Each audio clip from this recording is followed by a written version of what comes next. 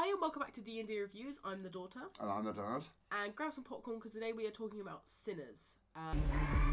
There are legends of people with the gift of making music so true.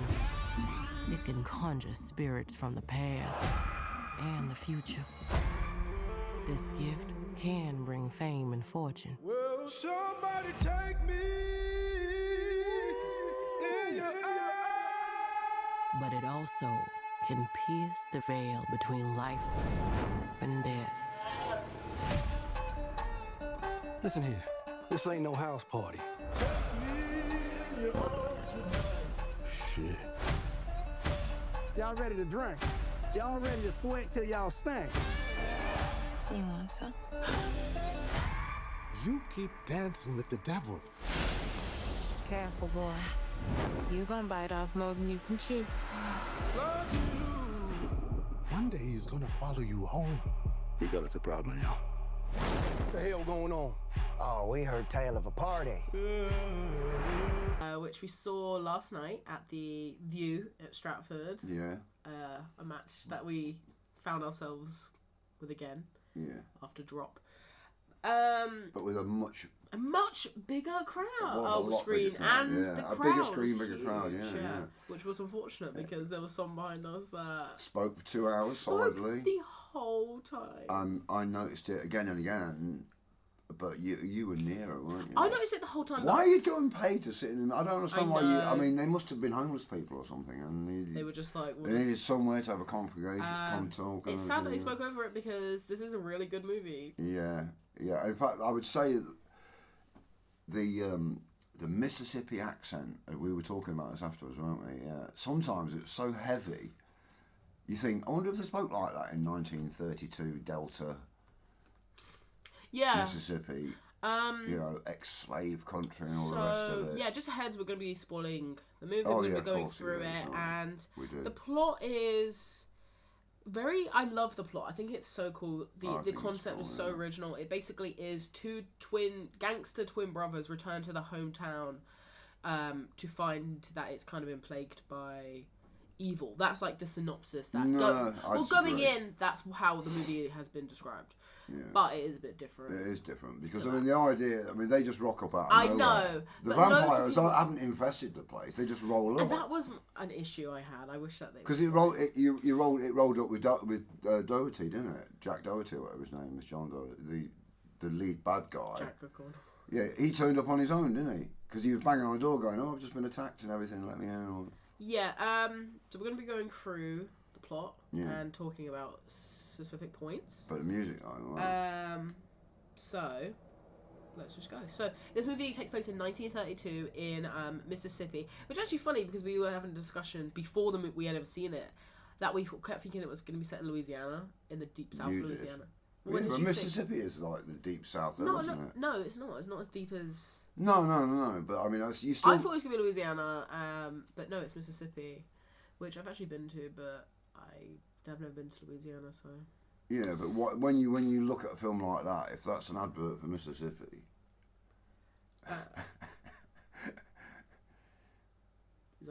That's all you have to say? Yeah, there wasn't much Okay, there. well... There wasn't much there, was there, really? Just So- cotton, that was the thing. Don't you remember when they were showing the endless fields of cotton? It's also the 1930s. It's not I know, how but- Mississippi is now. Mississippi is actually very nice. Yeah, I'm sure it is, yeah. But at the time, it was endless fields of cotton, and they were able to pick, like, they were going quota. You had to pick a quota every day. Whether you was ill or what have you, a sharecropper, you're just like a slave. Just like a slave. So, the movie begins with a young guy driving up to a church. Yeah. And... Covered in blood. He has With a gouge on his face. And he's holding, like, the half of a guitar or The neck something. of the guitar. And he goes into the church and... It's kind of presumed that, like, that's his mother. She gets up, she screams his name, which is Sammy. The preacher of the church is his father, as you find out in the scene. And he comes to... Sammy comes up to the... Oh, or he basically wants him to... He's going, accept that he's evil. Evil, that you've been playing music for them jigulators and idolaters. And during the scene, he we keep getting flash cuts to blood fire and like blood and people, you know, scary, and it's like, oh, that's really just flash scenes. weird. And then the title the cut to text one day earlier, which is so funny. The whole movie takes place in a day. Takes place a day earlier. But they're pushing to open the pub, aren't they? That's the thing. And Duke. Basically, after the one day earlier scene, and we get the title card, we meet Michael B. Jordan, who is playing two characters. He is playing identical twins in this named Smoke and Stack. That's their nicknames. It was Elias and Elijah. Elias and Elijah was the real name. I remember that they said it.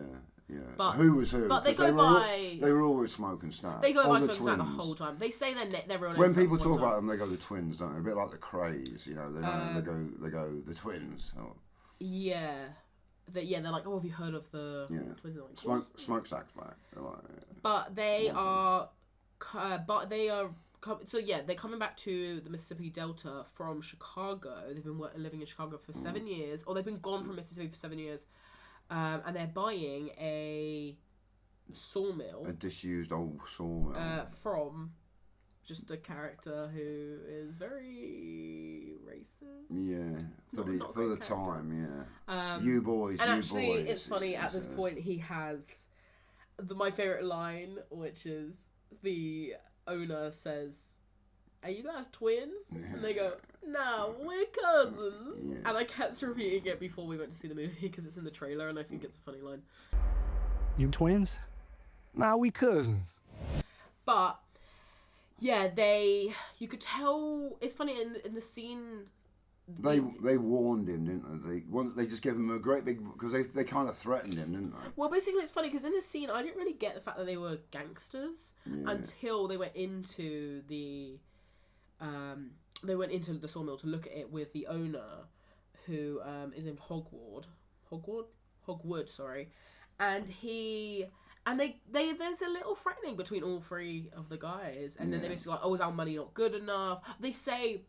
One of the twins says, "Oh, this floor's messy. What is it?" And then Hogwarts just spits on the floor. Like, that's what it. You know, it has a kind of. But he apologises, doesn't he? And then they attitude, just thrust a great big bag of money. It's because at this point in history, the KKK, the Klan, is like a thing. KKK. And he says, even Hogwarts says, like, that's not a thing no more. Like, they're in any, it doesn't exist no more. But obviously, there's this kind of like, rightfully so, this divide because of obviously the horrific events of because they're sharecroppers and what have you. Stuff.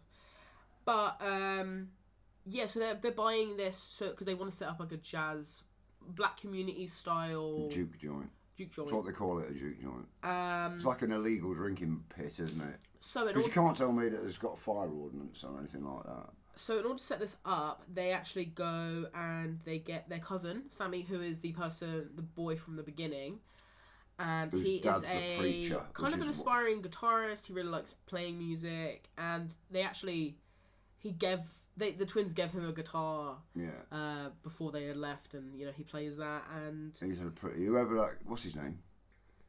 The not Sammy Preacher's boy Sammy, the guy who plays him. Miles Caton, sorry. Yeah, because he's surely playing the guitar. He's like that. Definitely is him singing. Yeah. He's like very really, good. really talented. This music is very This movie is very music. He can't act for shit. Or whatever.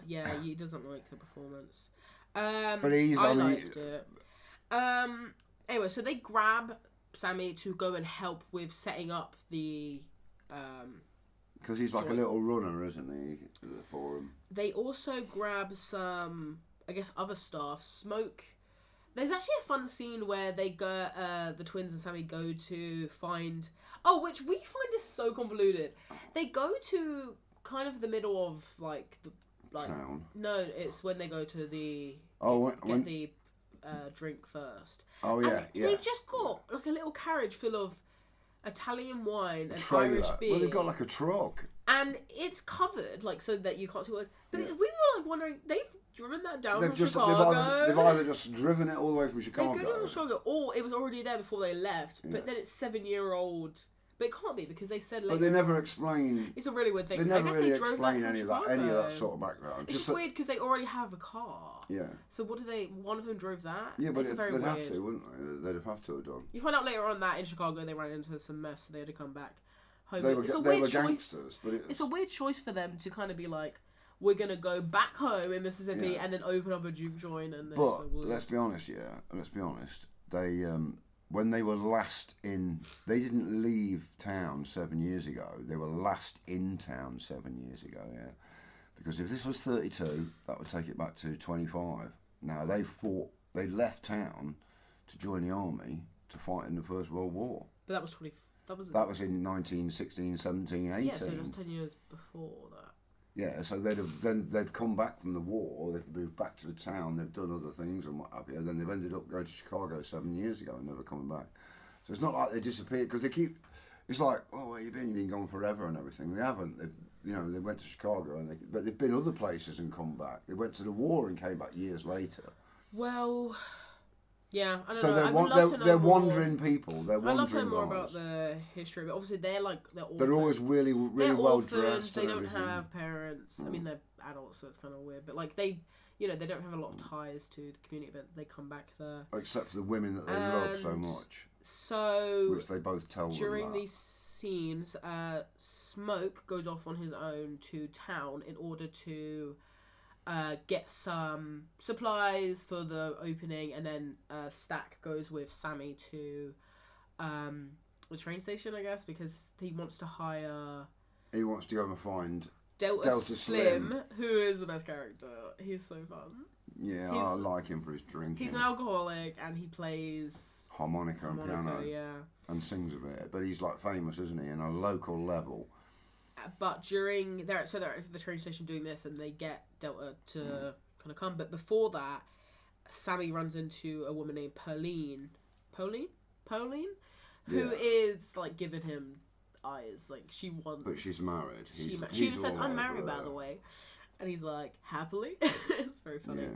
For a guy his young But he age. invites her to the juke joint later, and He recognises her as a singer, actually. That's why he approaches her, because he does say... Cause oh right. you remember later she's crawling about on her hands and knees. No, I remember now. He said like you Yeah. sing at the church, I think. or Yeah, something. yeah, I've heard you sing, and she's like, I've heard you play, sort of thing. And that, I suppose when people are good at stuff, then... So, and also Stack reconnects with his ex-girlfriend Mary, who actually is played by Hailee Steinfeld, who loads of people are actually kind of really like her performance. They think she's a good... She's been supposedly brought up as a white person who has like a single mixed race parent, isn't she? Well, she mentions later on when they say, "What are you?" But you never quite know, because she is family. She says my mama's. She goes like, my mama's dad is black and my daddy's black. My Yeah, mum's sort of thing, my yeah. granddad's black.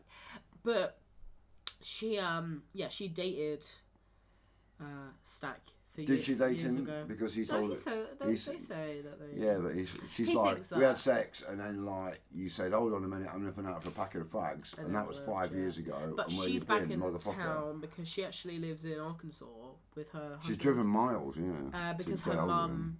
Has passed died away, and it was that day, it was the yeah. mum's funeral.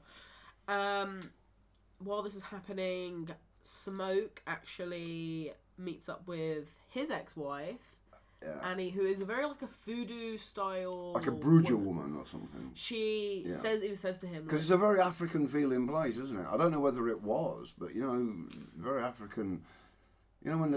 Especially the music side of it. I don't know. I know that voodooism has such a thing in New Orleans. Yeah. Because even... But is that for the tourists? And then there's I think because like Marie Laveau, like even the American Horror Story, the Coven season, that takes place in New Orleans and it has a whole voodoo because there's more than one characters in voodoo. that- There's on like that Santa season. Maria, isn't there, and all those other All different the black ones. characters on that season are voodooists, and they even have Marie Laveau there. So it's like a very...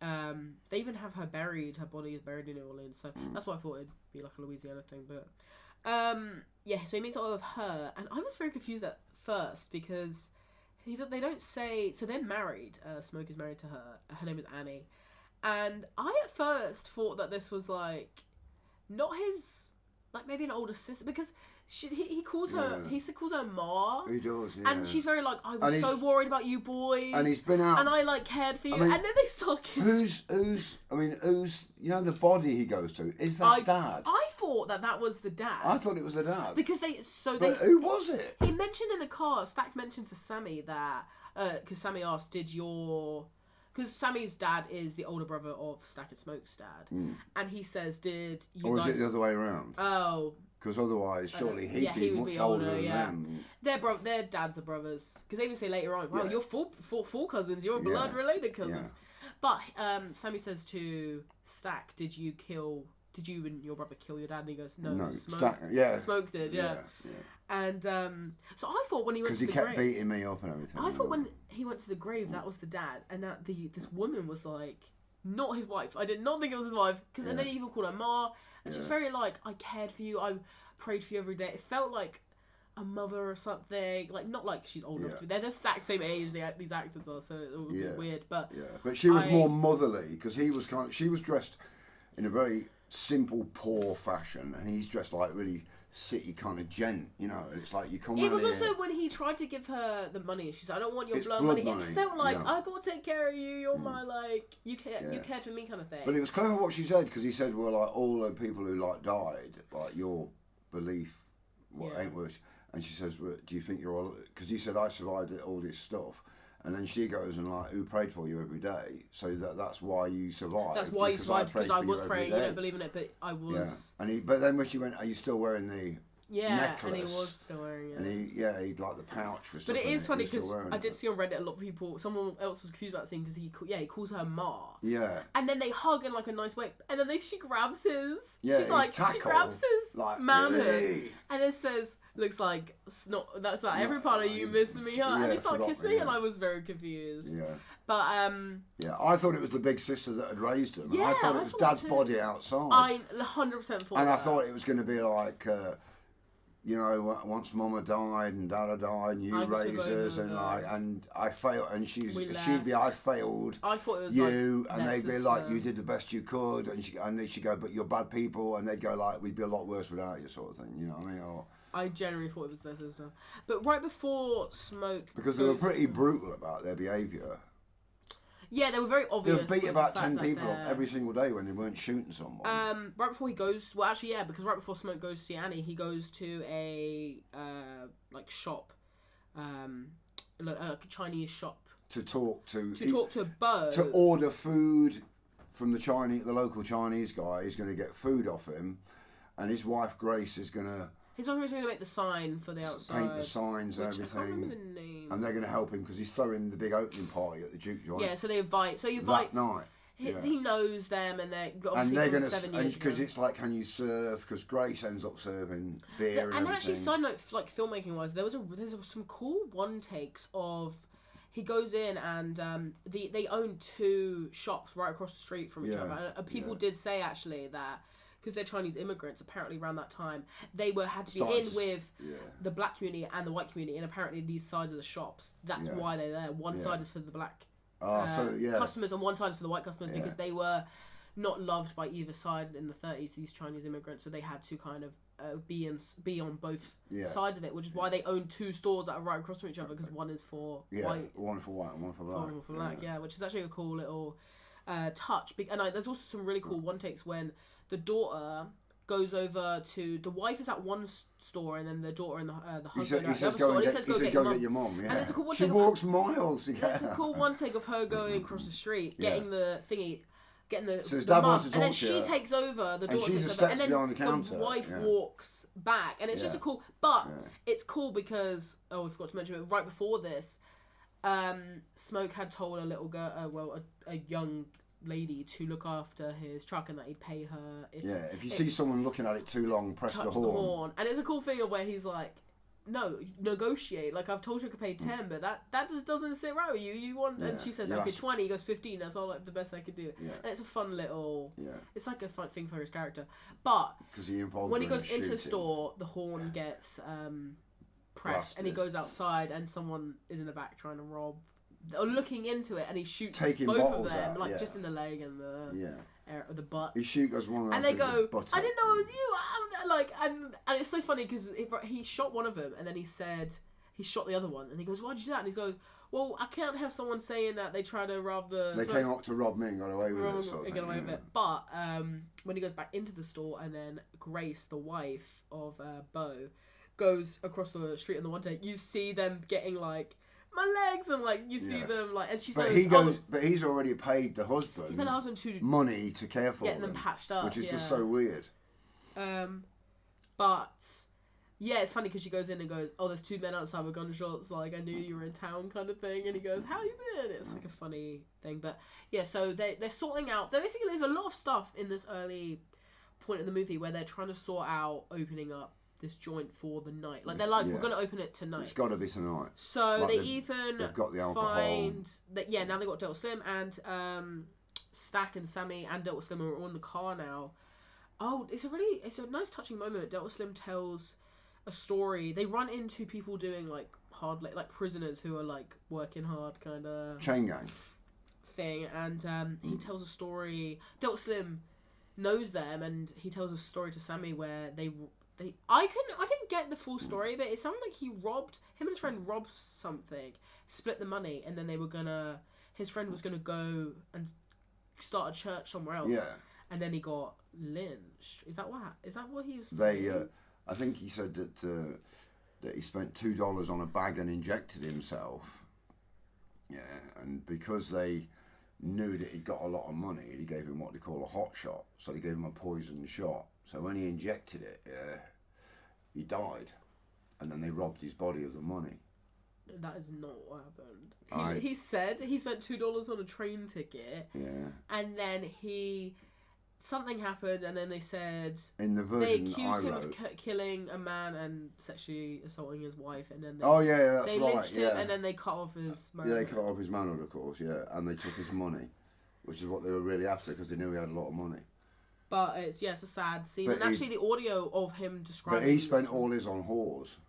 And alcohol. The story of him describing what happened is actually really. Really nice because not nice, but it didn't make any effect on me because I made my own story up. No, yeah, no, but you hear the audio of, I guess, the attack while over he's the top doing of him it. I think it's like a. I think that happened a lot. I mean, I don't think it's any big surprise. Yeah, well, but even in Origin, it happened. Yeah, I think it would happen which today. we already talked about. I think if you went to an all-night cafe and sat there with a big box of money or something that you just won at the bookies and didn't say anything, I think someone would see it and rob you. With great violence if they had to. Anyway, so they're setting up all this stuff, and actually the movie goes on for like a while of them doing this. And obviously, if you've seen the trailers, you know that this movie is set in like that is two gangsters who run into a whole thing of vampires, and that's like the situation. But it goes a while without setting up any vampires. It does. It sets up them, but it doesn't even really set up the characters of the other people. Because you never find out when they go and get cornbread, the sharecropper in the middle of nowhere. Oh yeah, right. This happens right. And his wife encourages him to go and earn like a couple of dollars being a doorman at this. Yeah. At this. Yeah, they grab a. I actually forgot to say that. Yeah, there's quite a few people they pick up. This is right after the scene when he's telling Delta Slim telling the story. They run into cornbread, who is another previous friend who. Is kind of hesitant, but he goes with them to earn some money as a bouncer for the club. So setting up stuff. But they're like picking up people left, right, and centre. Yeah, as they're going round. It is funny. It's like a funny thing. Because it's like who's doing all the sweep? Because when they first go to the mill and they're looking around, they go, okay, wash the floor and everything. But it was still a bit of mess. You'd have had to clear it out. Well, and set so up bars and Who's Grace does the sign. And who's unloading the beer off the wagon? I guess Because the hires that they got Delta Slim and Sammy to play music and a few Annie is making the food and serving drinks, and so is Grace, and she made the sign. Bo is unloading and I guess doing like general stuff, and then the twins are just like. Yeah, it's a weird, like, they're very lucky that they must have had other people. This is a quick turnaround of opening up. They just brought it, and they're like, no, we have to open it tonight. Because basically you've just said that Bo unloaded the lorry himself, because you never saw any other bastard unload, and there's no way the twins would unload it. Cornbread could have done that. He wasn't needed until the... Yeah, but he's probably going to turn around and go, like, strict lines of demarcation, mate. I'm a doorman. Anyway, right after this happens, it's setting, and we now see some vampires. Basically, yeah. But we're hearing some really, really good music along the way. Let's be honest, they're playing some really. There's some good music. I mean, a lot of music. It's very great when they get to the club. It has a very Christian and African sort of weird feel about it. You know, it is like a very of its sort of area. Also, side note, did you get this? Apparently, when he's talking to Annie, they argue over her belief in the occult. Yeah. As Annie insists her practices kept the twins safe. Yeah. But Smoke bitterly reminds her that their infant daughter still died. Yeah.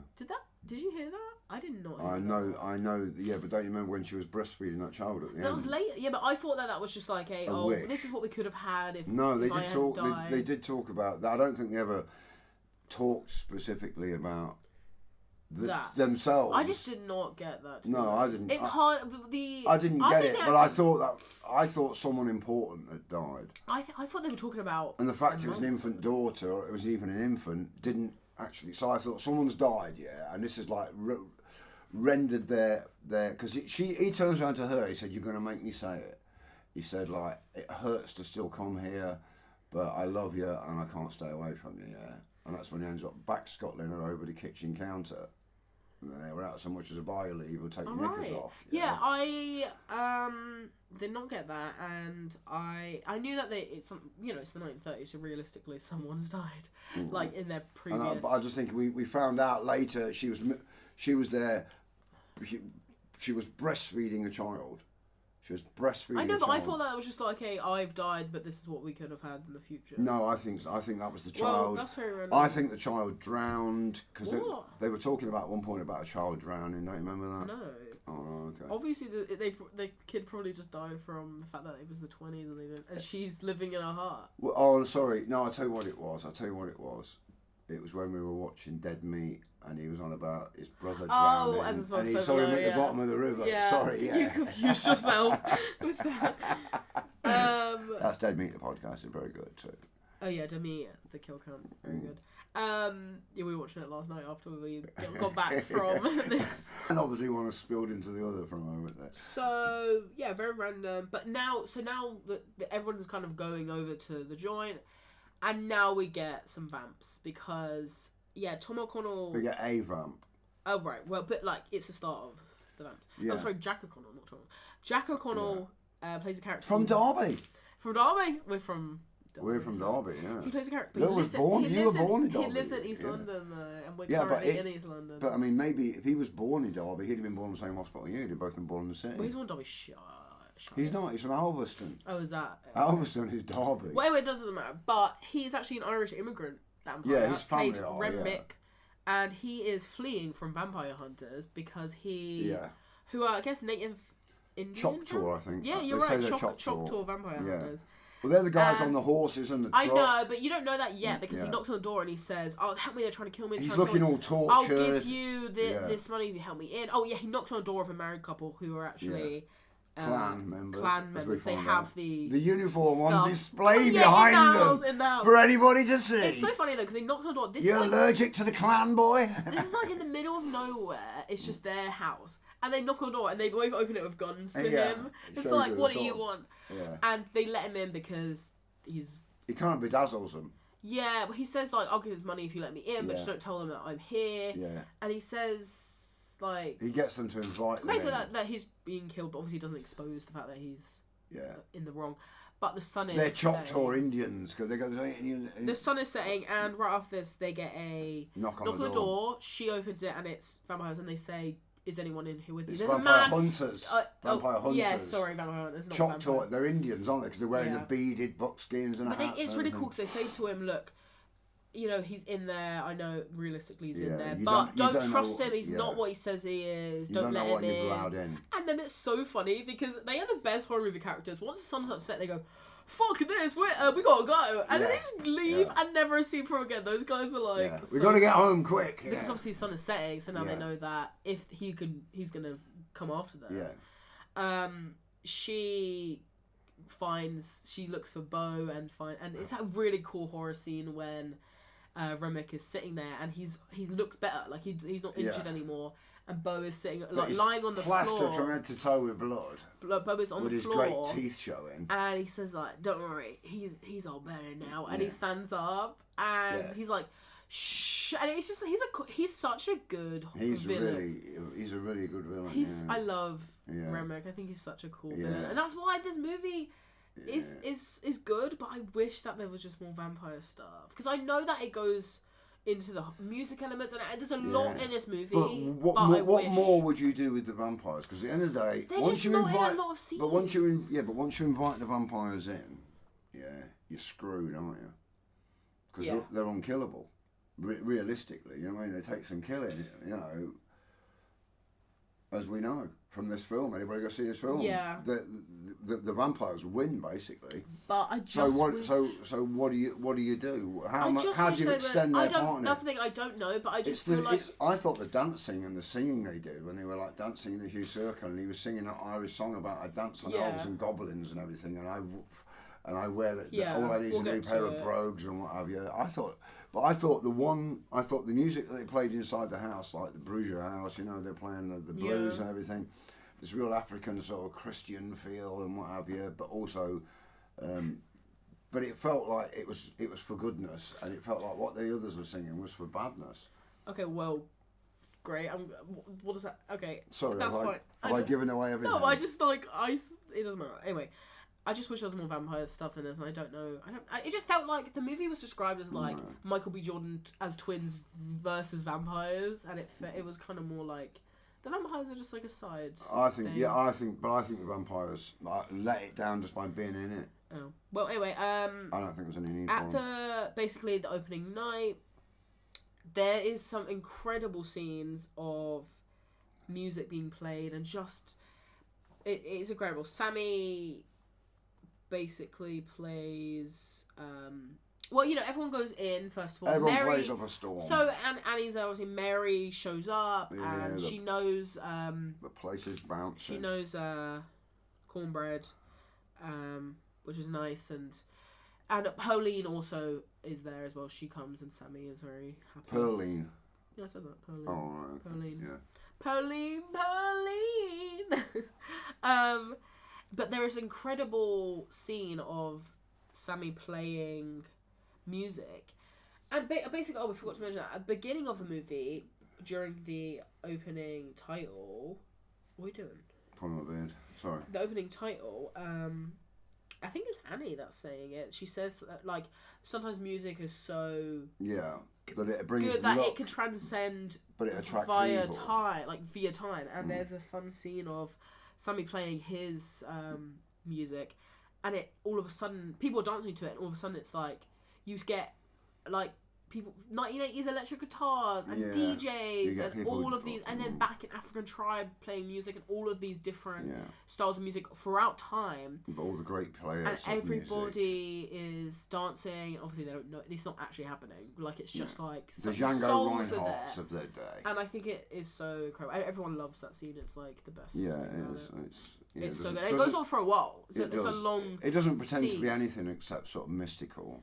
But I think it's so great. But unfortunately, it draws. Basically, it's like the thing starts to burn down. The roof is on fire and it cuts down, and then you see that actually it drew Renwick. 3 people are looking at it from a distance. Renwick, and then also the couple that he had turned. And all carrying like their own. 2 carrying guitars and 1 carrying a fiddle. The one carries a fiddle. And it's really... And they're staring towards this, what they see as a huge fire, really. Well, he says that he got... Because basically, they reveal that they're actually from, like, states over. They're not even from Mississippi. They're from North Carolina. But it's like, I guess they viewed this via that because it's so incredible. And, like, I love this whole scene. I think it's so great. But because of this, the vampires have now shown up at the juke joint, and they grab the twins.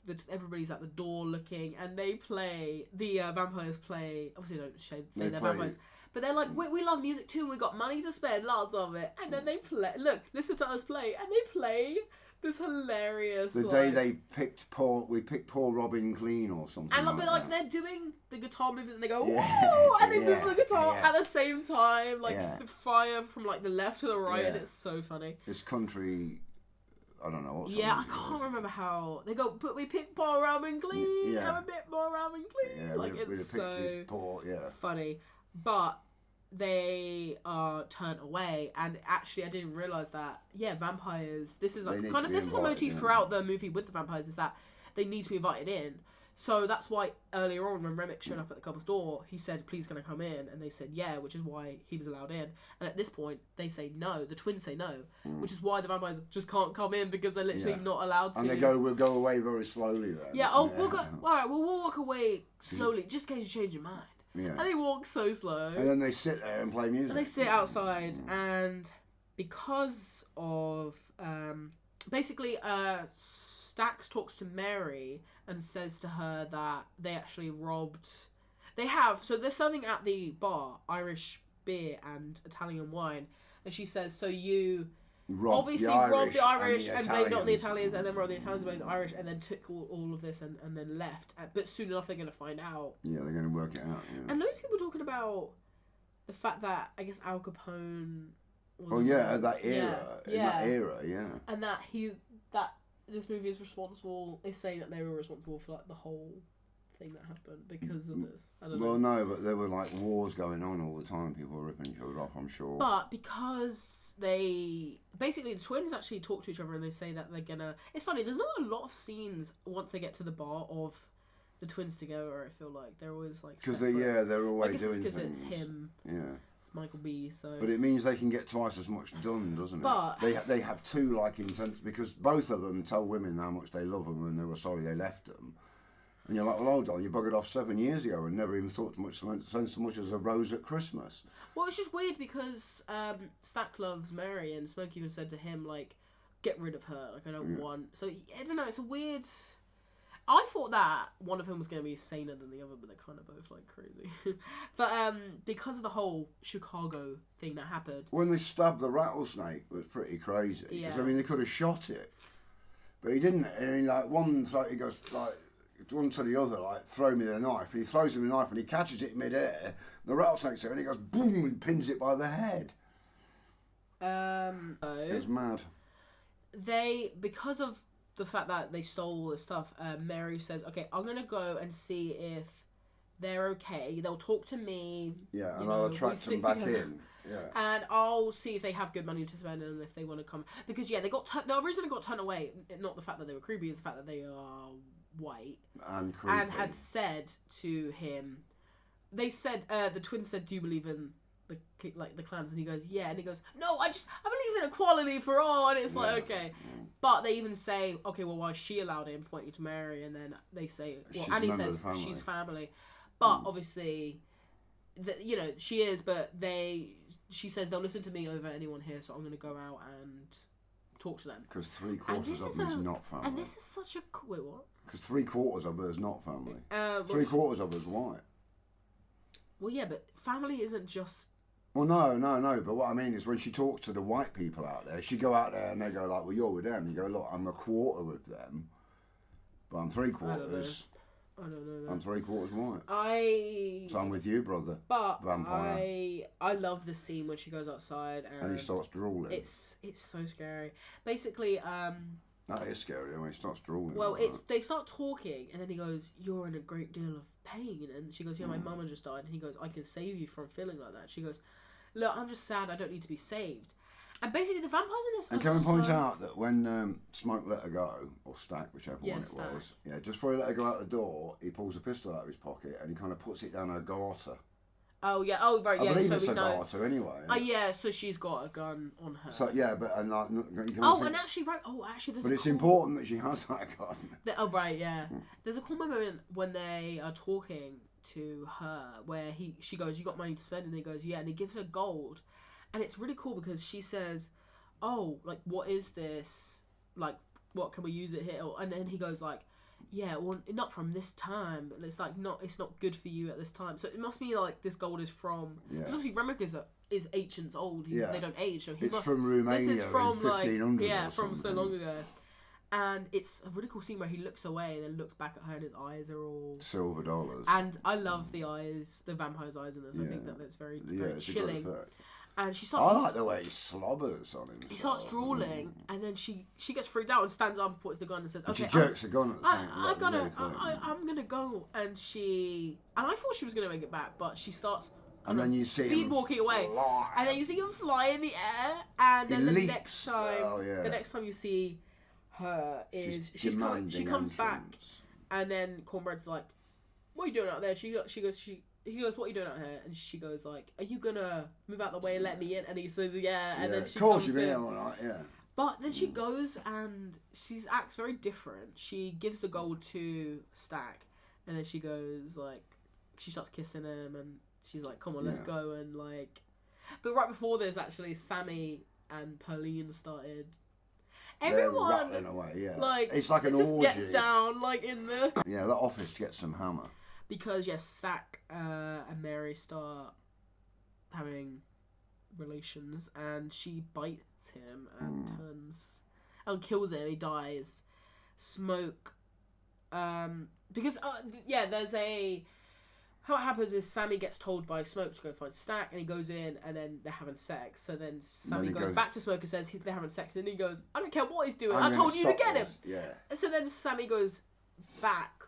With Smoke, maybe. And then Sammy and Smoke go back together, and she's ripped throat and he's dying. And then she stands up. And then he shoots Mary Smoke shoots Mary so much. He must shoot her 20 times. Because he pulls 2 pistols out, doesn't he? And then everyone, the music stops, and everybody starts, freaking out, because obviously it's, been, some gunfire. Yeah. Not Stack surprisingly. dies in Smoke's arms. Right before this, Mary stands up and again, says your favourite line. And says my favourite line, which is, "We're going to kill every last one of you." We're going to kill every last one of you. Very good. And her eyes are creepy. And then she just runs off. Past away. Everyone out the front. And opens the front door and then runs. It's, so funny. Stack dies, and then Annie... who again is this voodoo style Bruja priestess lady. She knows that this is evil from wherever, kind of vibe, and she says we got to lock Stack in there on his own, or we got to get him outside, but they say no, and then they lock. So in a cool room. At this point, we're down to Smoke. Stack's dead. We're down to Smoke, Annie, Sammy, Delta Slim, and Pauline. And then Cornbread shows up. Oh, and when Cornbread went outside, he asked Delta Slim to come up through the door because he wanted to go outside to have a wee, and we see that he gets attacked. So when he shows up after this scene, it's so fucking funny because he's now been turned, but he's outside, and he goes up and goes, "Oh my god, I'm gonna come in. Let me in. What happened?" And the door's open, so they're all like, "What?" Oh, why don't you just walk obviously in? He's just died. Stack has just died, so everybody's just like, "What?" And then Annie starts going, "Wait, so why do you need to be invited in? You could just, you can come in." They word it in such a way where they don't say you can come in, but he starts going, "Man, this is ridiculous. Let me." And it's so funny because obviously he's a vampire. He's trying to get invited in but he can't. He physically can't. And now they all know that there's something weird happening. And Annie especially knows. So they start going, "We're not going to let you in, the door's open." And he's like, "What? Stack was my ride. You really expect me to walk back home?" And it's such a funny scene. I think it's so funny. Yeah, it goes on quite a long time. It goes on quite a while. Because you keep waiting to see what's going to happen, who's going to say... But I still don't understand why he offers him so much money. When I guess he just set out... I mean, But when he demands it, he says, "I'm not going without my wages." Yeah, basically he says, "Alright, well, Stack was my ride. If I can't..." But he's saying it they told him he couldn't come in when they were just the door's open. He's like, "I'm gonna go, I'm sure that no one trusts me," kind of thing, but I'm not leaving him out my wages. So then Smoke hands him some notes via a massive wedge of notes. The door, and because the door's open, he grabs Cornbread grabs Smoke's arm and pulls him out and is about to bite him, and then Smoke grabs the gun and shoots him through the head. Very good shot. Yeah. Because he was being But he does that a few times. He is a very good shot. And they grab Smoke, and then Cornbread stands up, like, because he's been shot via just the head, so it wasn't. This is the problem I have with this movie, is that I know that they're all distraught, but it's so weird to me that they keep shooting all these vampires in the head after they know that's not going to work. Like, they know... But what are you supposed to do? Well, you they do the find, heart. Yeah, but they find that, because she says, doesn't she, Alice or whatever her name is, Annie. The Bruges lady, Yeah. she says, like, you know, dispatch with, like, the stabbings through the heart. I know, but she had said that, and then in the final fight, they still keep... Like, zombies, you shoot through the head. Like, they keep shooting them through the head so much, and it's like, that's not going to work. But it's very... There's a fun scene, and he shoots... There's a few fun him. scenes. But right around this time, Beau, who is Grace's husband, leaves to go get the car... And he doesn't show up again for like 20 minutes. It's so funny. But, because it's like, obviously he's been attacked. But, also around this time, all of the other patrons had to leave because obviously Stack's been killed. Yeah, they urged them all out. They close the door, and then you hear noises from the room that Stack was in. And then Annie obviously knows that he's... alive. A vamp. And he tries to be let in. Yeah. And Smoke's like, hey, is that you? And then he goes, look, open the door. I'm not, like, I was just...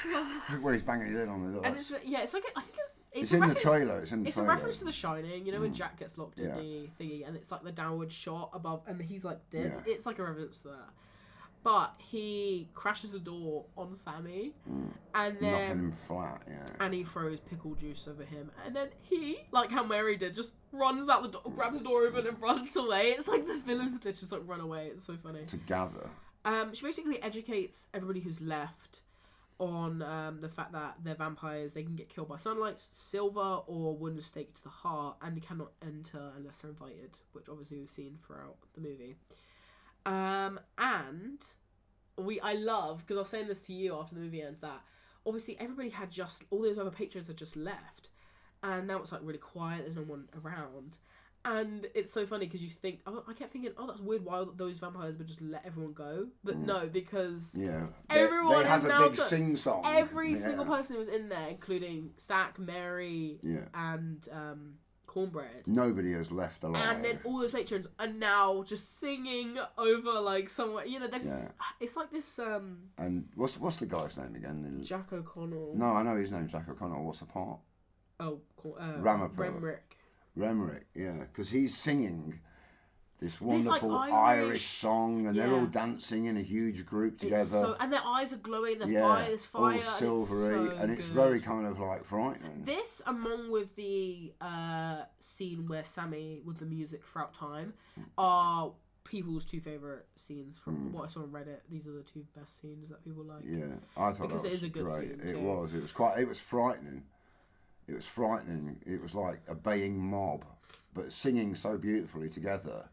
You think, oh, these people are going to fuck me up in a minute, you know what I mean? Because, I mean, this old timber fort ain't going to stand up for very long.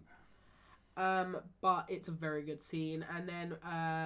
Is that when they explain to them how they know, when they're gathering as a group at the door? No, it's about to happen. But right before this, they had actually thrown out a guy who was laying on the floor in a puddle. This is so sad. It was unfortunate. Basically, they see the bartender, who I guess was just like... Oh no, he wasn't. He was cheating at dice. He was cheating earlier on. You saw that they beat him in the bar. Yeah, they beat a guy up really badly. But yeah, he was just laying there with and a bottle of like alcohol was spilled, but it looked like blood. So they put him outside because obviously he's going to turn a vampire. And then it's so funny because what actually happens. You find they test themselves. They put them outside and then they test themselves by eating a clove of garlic. Yeah. And have you ever seen The Thing before? The John Carpenter the Thing with Kurt Russell. Yeah. There's a scene in this where if you've been The Thing, which takes over people. This is in. It's from the 80s. It's when they're living on a base. Yeah, but there's a scene in it where The Thing, which is like this monster, takes over people, but they look the exact same. And basically the way that they can test themselves is that the metal counteracts with the blood and makes it go crazy. So they tie people up, and then all of the people that work there, and they take their blood. And there's a scene where he goes to put it in, and then the blood goes crazy, so that one of the people has been taken over by the thing. And this reminds me of it because they test each person's blood specifically.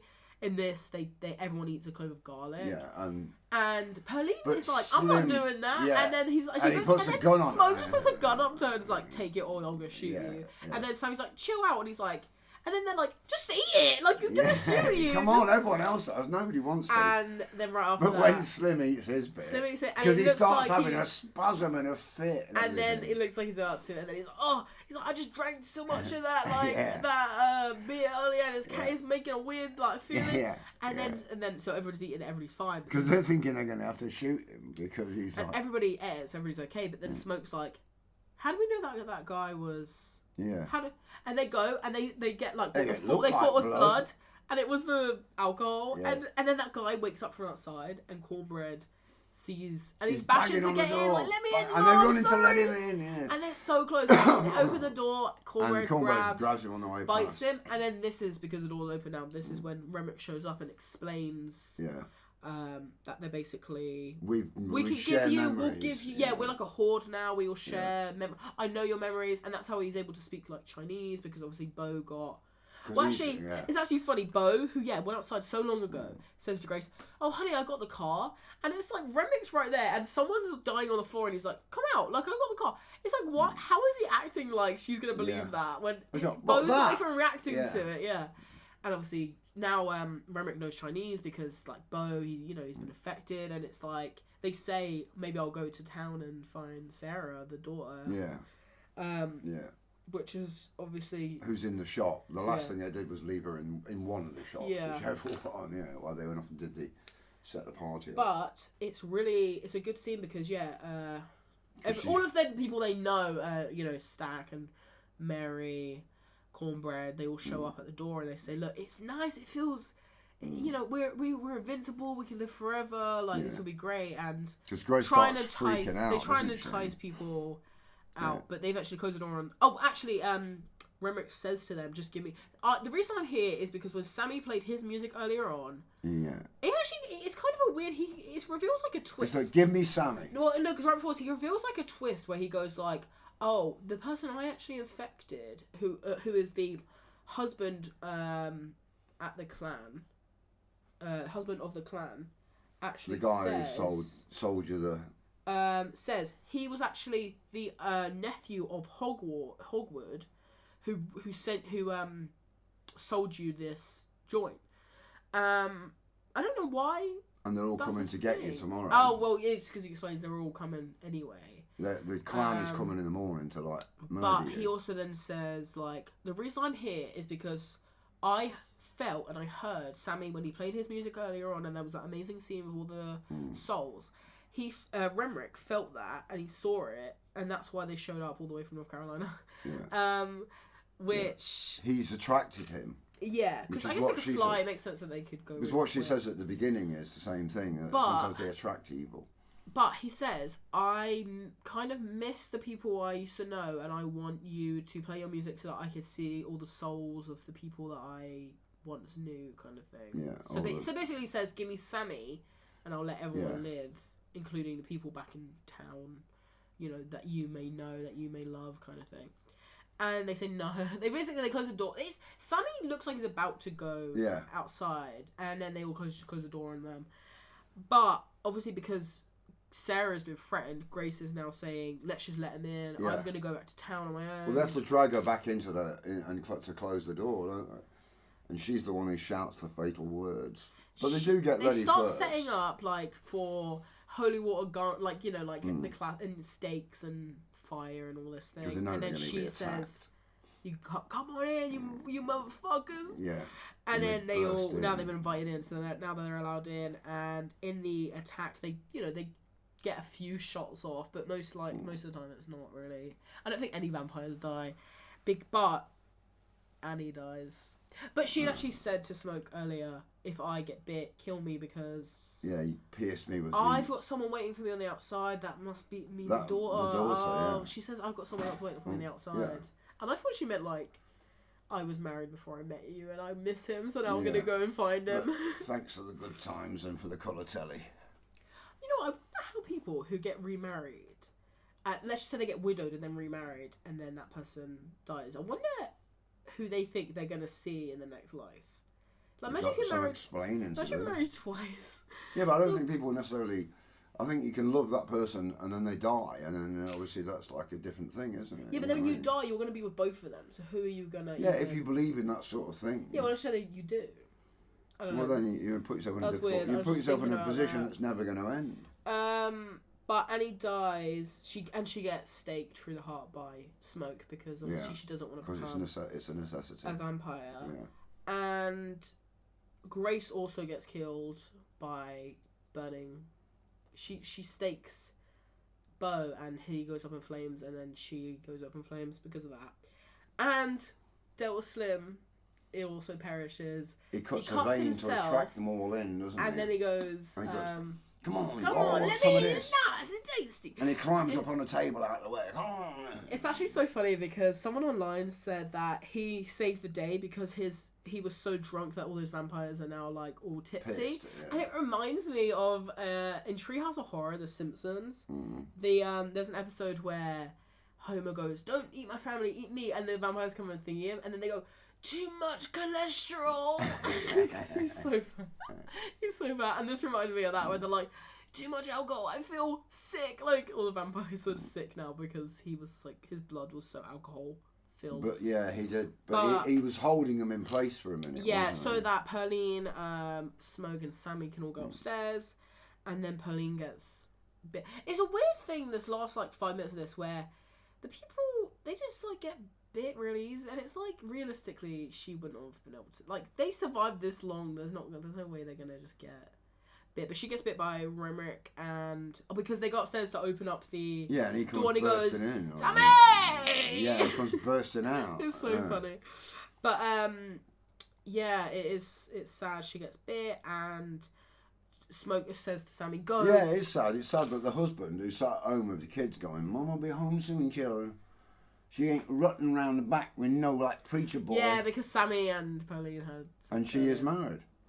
I'm married, by the way. And Happily. she's got no business going on. And she deserves to be turned into a vampire and ripped apart. But yeah, what happens? Oh yeah, Sammy jumps out of the. It's fun. People in the audience laugh, and he just kind of fell off of the top floor of the.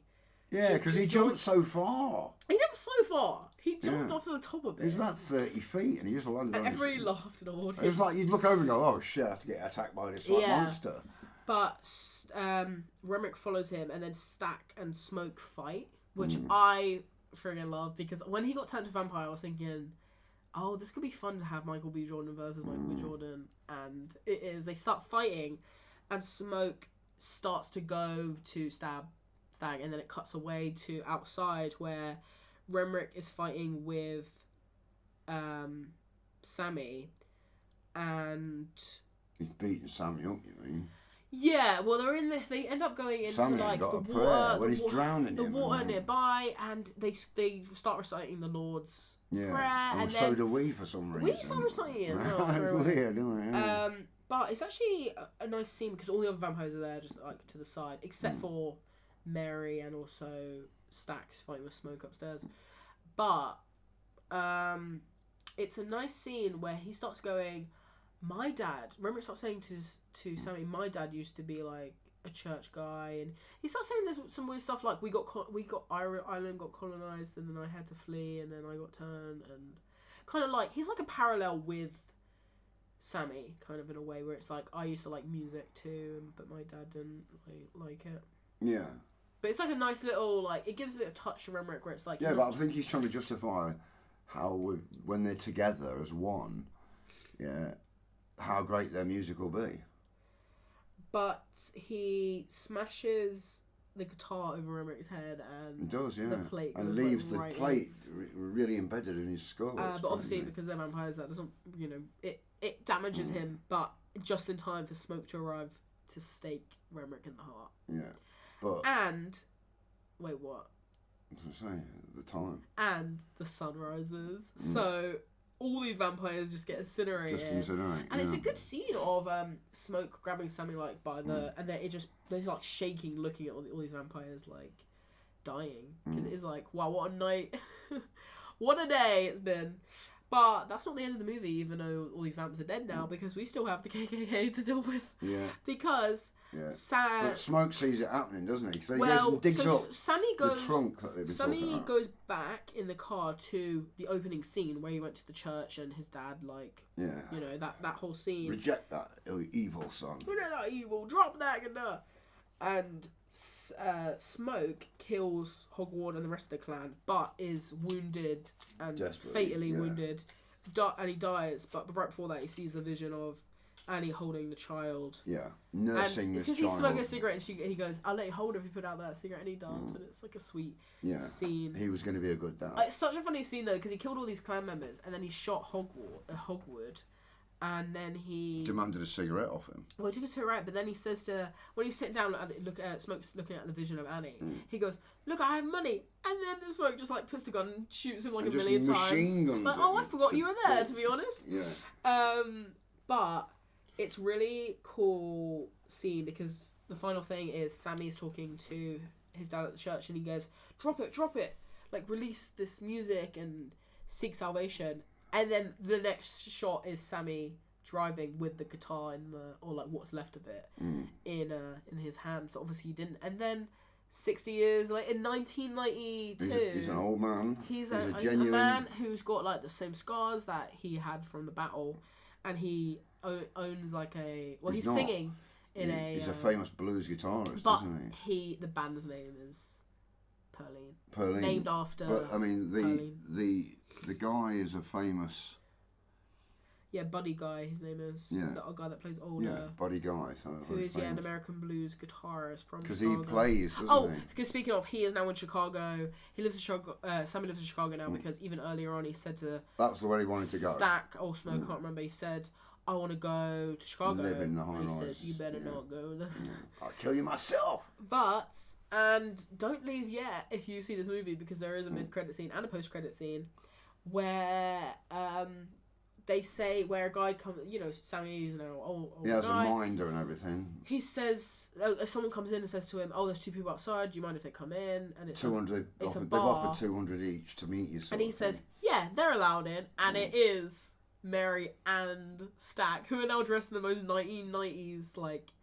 They're dressed up like different time. He's wearing massive and like he's got jewelry, the hair. I can't remember what even. And then she's got like Jerry earrings curls in. and all sorts of things. And they talk to Sammy, and it's revealed that in that earlier scene where you thought that Smoke was going to kill Stack, he said like he didn't kill him, and Stack says, "I guess he was the only one. But he guess he was the one person that he couldn't kill. I was the one person he couldn't kill." Yeah.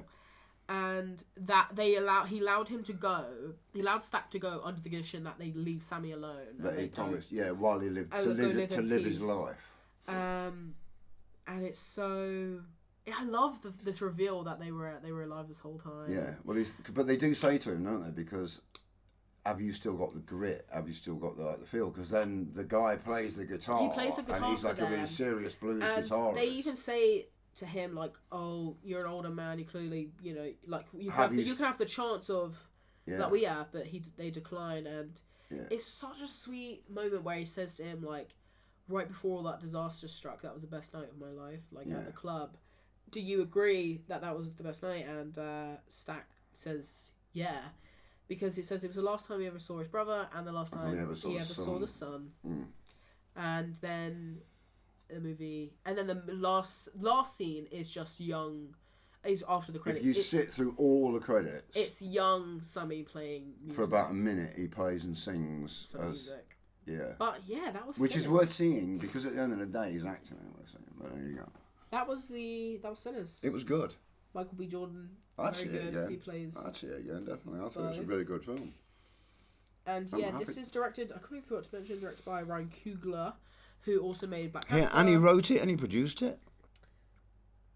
Yeah, written by and produced. Wow, he must be on for some big money. He made Black Panther and also Creed, the original, which obviously stars Michael B. Jordan. Yeah. We've never seen. We only ever saw Creed. You saw 3. I liked 3. Though. I like 3 too, which is directed by Michael B. It's just unfortunate we always talk about Jonathan Majors. Yeah. R.I.P. his He career. was just like he was really good in it, I know. And then right after, when I called and you, you knew that he'd like serious. a week after we saw it, I called you to say, guess what? That guy. Same with when Chadwick Boseman passed That away. was tragic. Because we actually never saw Black Panther when it came out, but we did see it after that. Not a big fan of Black Panther myself. He didn't like it, but we did see 21 Bridges, and 21 Bridges was a good film.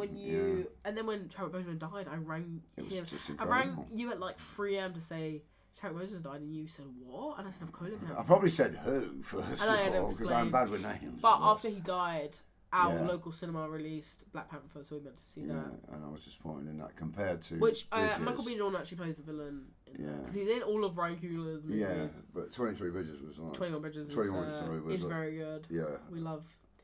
But anyway, that was Sinners. Very good. You should definitely check. Go and have a look. Yeah, you'll love it. Because I mean, just because we sit here and we expose all sorts of things, it's made. Ain't true. 121 million. Yeah. So far in a week, which is insane. And it only cost 50p to make. It cost 90 million. Guess how much it got on Rotten Tomatoes? I think it's got really high. I think it's probably up there in the 92, 93. On both? Well, I bet you it's got 92, 93 on people, and I bet you it's got 98 on critics.